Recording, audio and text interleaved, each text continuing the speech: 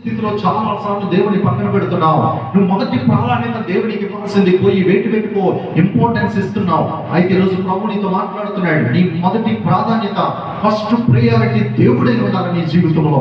అలా కాకపోతే ఏదైతే నువ్వు మొదటి ప్రాధాన్యతగా దేవుని కంటే ఇస్తున్నావో అది నీ యొద్ద నుంచి తొలగించబడుతుంది అని లేఖనాలు సెలవిస్తున్నాయి. దేవుని కంటే అధికమైన ప్రాధాన్యత మన కుమారుడికి ఇచ్చిన, నీ కుమారుడికి ఇచ్చిన, నీ కుమార్తెకి ఇచ్చిన, లేకపోతే నీ భర్తకి ఇచ్చిన, నీ భార్యకి ఇచ్చిన, అది చాలా భయంకరమైన పరిస్థితి. లేకపోతే ఏదో లోకంలో ఉన్న లోక సంబంధమైన వాటికి దేవుని కంటే ఎక్కువ ప్రాధాన్యత ఇచ్చింది, అది నీ జీవితంలో అది నీకు చాలా ఉచ్చిగా తయారవుతుందనే సంగతిని గుర్తించాలి. కాబట్టి ఫస్ట్ ప్రయారిటీ, మొదటి ప్రాధాన్యత దేవునికి ఇవ్వాలి. ఇశ్రాయేలు ప్రజలు దేవుణ్ణి మర్చిపోయారు, దేవుణ్ణి పక్కన పెట్టారు. వాక్యం సెలవిస్తా ఉంది, నీ బాల్య దినములందే నీ సృష్టికర్తను ఏం చేయాలి?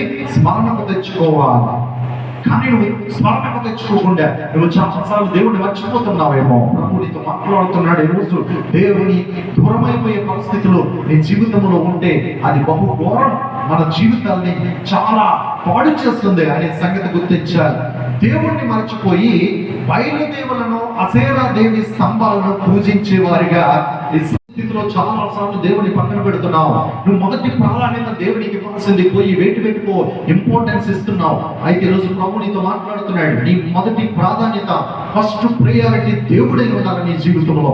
అలా కాకపోతే ఏదైతే నువ్వు మొదటి ప్రాధాన్యతగా దేవుని కంటే ఇస్తున్నావో అది నీ యొద్ద నుంచి తొలగించబడుతుంది అని లేఖనాలు సెలవిస్తున్నాయి. దేవుని కంటే అధికమైన ప్రాధాన్యత మన కుమారుడికి ఇచ్చిన, నీ కుమారుడికి ఇచ్చిన, నీ కుమార్తెకి ఇచ్చిన, లేకపోతే నీ భర్తకి ఇచ్చిన, నీ భార్యకి ఇచ్చిన, అది చాలా భయంకరమైన పరిస్థితి. లేకపోతే ఏదో లోకంలో ఉన్న లోక సంబంధమైన వాటికి దేవుని కంటే ఎక్కువ ప్రాధాన్యత ఇచ్చింది, అది నీ జీవితంలో అది నీకు చాలా ఉచ్చిగా తయారవుతుందనే సంగతిని గుర్తించాలి. కాబట్టి ఫస్ట్ ప్రయారిటీ, మొదటి ప్రాధాన్యత దేవునికి ఇవ్వాలి. ఇశ్రాయేలు ప్రజలు దేవుణ్ణి మర్చిపోయారు, దేవుణ్ణి పక్కన పెట్టారు. వాక్యం సెలవిస్తా ఉంది, నీ బాల్య దినములందే నీ సృష్టికర్తను ఏం చేయాలి? స్మరణకు తెచ్చుకోవాలి. కానీ నువ్వు స్మరణకు తెచ్చుకోకుండా నువ్వు చాలాసార్లు దేవుడిని మర్చిపోతున్నావేమో. ప్రభు నీతో మాట్లాడుతున్నాడు. ఈరోజు దేవుని దూరమైపోయే పరిస్థితులు నీ జీవితంలో ఉంటే అది బహు ఘోరం, మన జీవితాన్ని చాలా పాడు చేస్తుంది అనే సంగతి గుర్తించాలి. దేవుణ్ణి మర్చిపోయి బయలుదేవులను, అసేరా దేవి స్తంభాలను పూజించే వారిగా